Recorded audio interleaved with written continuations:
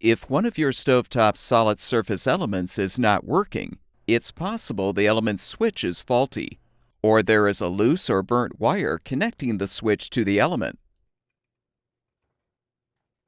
But the most likely reason is the element itself is burned out.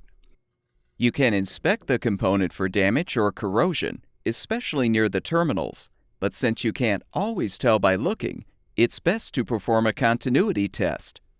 A continuity test will determine if a continuous electrical path is present in the element. If the element has continuity, it should be functioning properly. No continuity means the electrical path is broken and the element is burned out. Solid surface elements come in different sizes, but all of them can be tested for continuity in the same way.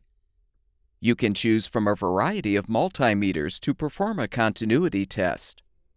When using an analog model, first rotate the range selection dial to the lowest setting for ohms of resistance.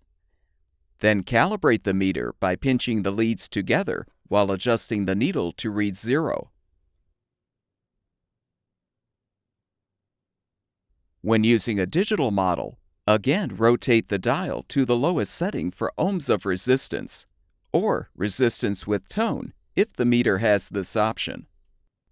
Before you begin, make sure the element has been removed or isolated from the appliance. Now contact the black meter lead to one of the element's terminals, and the red lead to the other terminal.